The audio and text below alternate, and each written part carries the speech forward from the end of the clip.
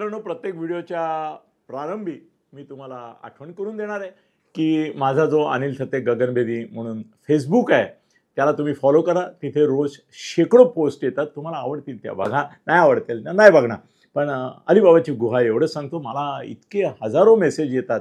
त्यातले selected message आमचे टीमवाले काढतात आणि फेसबुकवर टाकतात. शिवाय माझे पण इथे नसलेले अनेक व्हिडिओ आणि हे तिथे असतात. तर मी ते आता हॅमर करतोय. दुसरी गोष्ट, आमच्या एजन्सीच्या सूचनेप्रमाणे सर्व व्हिडिओ मी हे यापुढे साधारण 8-10 मिनिटामध्ये आटपणार आहे. तर त्यामुळे तुम्ही विचारू नका की अरे एकदम 20 मिनिटावरून 10 मिनिटं का आले. तर एजन्सीचं म्हणणं असं आहे की ते पुढे फॉरवर्ड करताना आम्हाला त्रास होतो आणि लोक पण 9 मिनिटानंतर सोडतात जनरली. असा अनुभव आहे लोकांचा, म्हणून छोटा करा. ओके, करतो. आजचा एक विषय मी थोडा वेगळा आहे.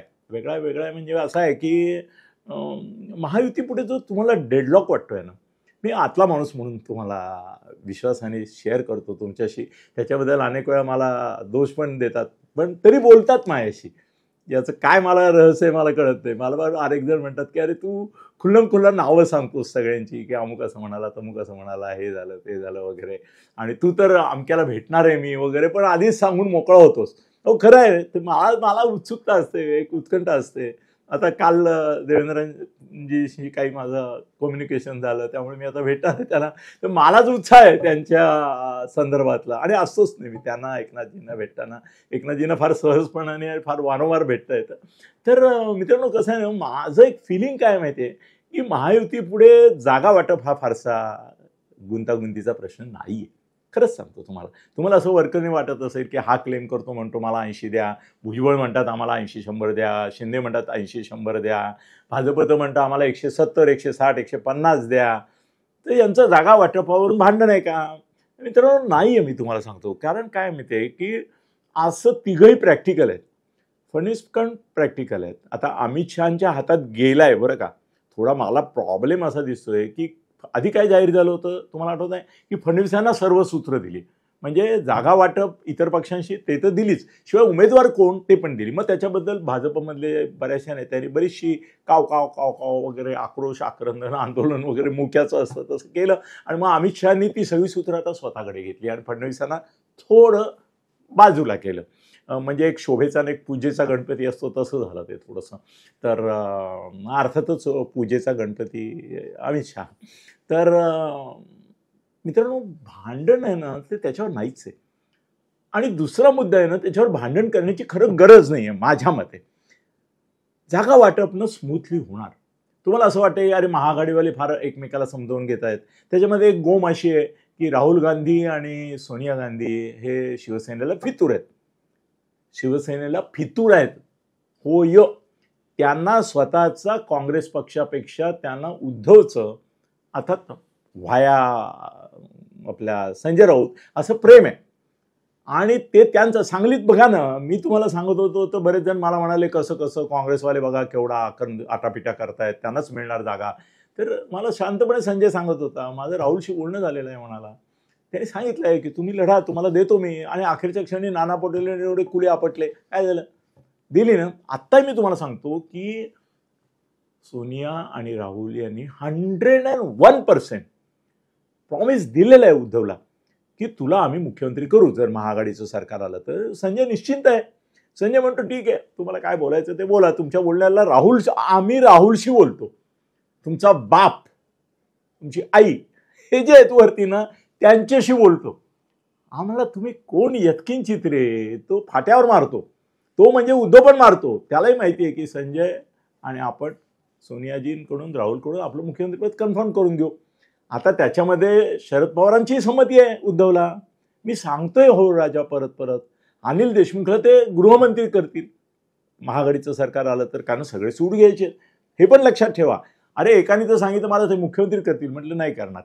याचं कारण संजय कॉन्फिडेंटली सांगतोय की शरद पवारांच्या मनातला मुख्यमंत्री लोकांच्या मनातला वगैरे वेगळा उद्धवच आहे. त्यामुळे महाआघाडी आली. पण आता मला जे दिसतंय ना ते महायुतीमध्ये सुद्धा एवढा समंजसपणा ते जागा वाटपत दाखवणार आहे. हे शिंदे साहेबांशी मी बोलल्यानंतर मला असं वाटलं नाही की ते काही आडमुठेपणा करतील, आडेवेडे घेतील किंवा काहीतरी भाजपशी टशन घेतील, असं वाटलं नाही मला असंच वाटलं की खूप समजूतदारपणे त्यांचं आणि निदान अमित शहाचं. आता काय झाले मग ते गंमत की जसं उद्धव ठाकरे आणि आपला संजय राऊत हे डायरेक्ट सोनिया गांधी आणि आपल्या राहुल गांधीशी निगडीत आहेत. ते मानतच नाही तिथल्या लोकांना. बरोबर आहे. आत्ता गंमत अशी आहे की थोडं आश्चर्य वाटेल तुम्हाला, पण हे खरं आहे की आता हे फडणवीस काय म्हणतात, बावनकुळे काय म्हणतात, त्याला परवाच करत नाहीयेत. कोण? दोघंही. अजितदादा पण नाही करत आहे, जरी त्यांना धमकावलं वगैरे हे जरी खरं असलं तरी देखील अजितदादांनाही माहिती आहे की आपला बाप गॉडफादर, म्हणूया आपण, बाप म्हणणं बरोबर नाही, गॉडफादर अमित शहा आहे. एकनाथ शिंदेलाही माहिती आहे की आपण काय फडणवीसांच्या बळावर आलेलो नाही आहेत. हां, फडणवीस पाठपुरावा करत होते वर्षभर, त्याचा मी पण साक्षीदार आहे. पण आपण आलोय ते अमित शहांशी बोलणं करून आलेलो आहे, अमित शहांच्या शब्दावर आलेलो आहे, म्हणून तर मुख्यमंत्री झालो. आणि फडणवीसांना पत्ता नव्हता की मी मुख्यमंत्री होणार आहे. म्हणजे आमच्यासारख्या मित्राला पत्ता होता पण त्याला नव्हता, किंवा असेल त्यांनी दाखवलं नसेल, पण त्यांनी ज्या प्रकारे त्याचा निषेध त्यावेळेला नोंदवला त्यावरून धक्का बसला त्यांना. हो निवे. तर आत्ता कसं माहिती आहे की अमित शहा आणि एकनाथ शिंदे यांची युती आहे.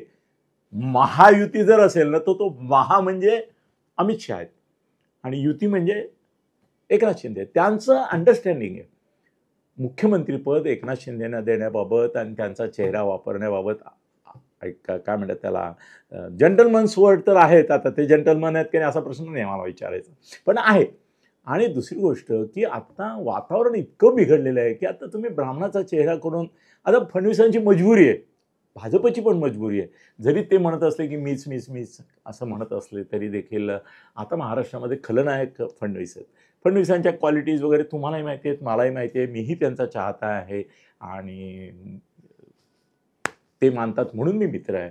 पण ही वेळ नाही फडणवीसांना मुख्यमंत्रीपदाचा दावा करण्याची. अजितदादा तर येडपटपणाच करतील जर असं काय बोलतील तर. ते स्वतः बोलत नाहीत, त्यांचे चमचे बोलतात, काटे बोलतात. पण काय अजितदादांचे येणार आहेत किती?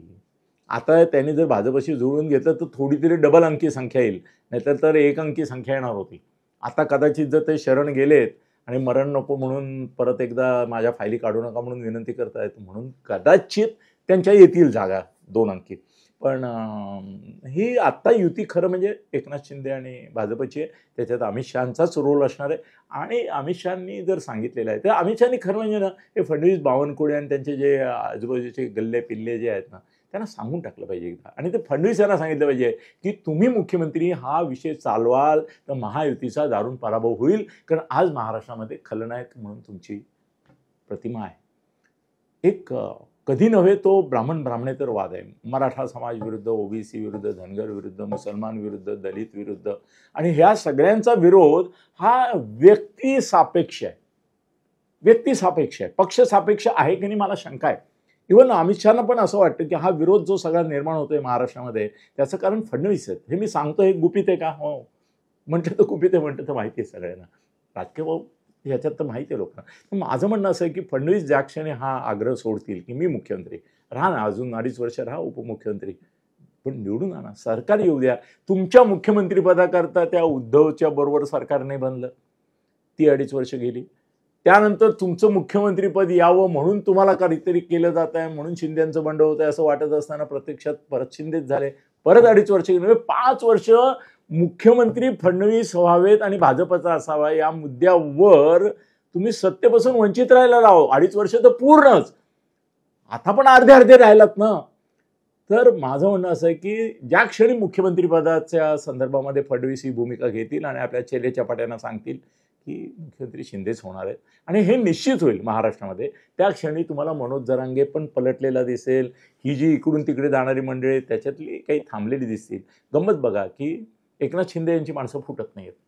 एक बॉन्ड त्यांनी करून ठेवलेला आहे वेगवेगळे. हो हो मला कबूल आहे, वेगवेगळे धागेदोरे आहेत त्याच्यामध्ये, पण त्यांनी आपली माणसं शाबूत ठेवली, ते ठेवतील आणि ते त्यांची संख्या, त्यांनी असं सांगितलेलं आहे की माझी संख्या जी आहे त्याच्यापेक्षा काही वाढणार तरी तो माझा विजय असणार आणि वाढणार असं त्यांना कॉन्फिडन्स आहे. ते म्हणतात माझ्या जागा कमी होतच नाहीत, माझ्याकडे आता 50 आहेत. तुम्हाला कुठल्या परिस्थितीत ते म्हणतात की मी 50च्या पुढे जाणार आणि it will be a great thing for them. कारण यांच्या 60 आल्याशिवाय तिकडे भाजपच्या जर समजा 80 किंवा 70च येणार असतील या सगळ्या घोळामध्ये, तर 8 आणि 6 14, अजितदादाच्या 5-10 आल्या मिळून सरकार तर येतं ना बाबा. ठीक आहे. तर मुख्यमंत्री पदाचा प्रश्न जो आहे तो माझ्या मते सुटेल आणि महायुतीला निदान ऐक्य वरकरणी स्थापित होईल, अंतःकरणी पण होईल अशी आशा करूया. धन्यवाद.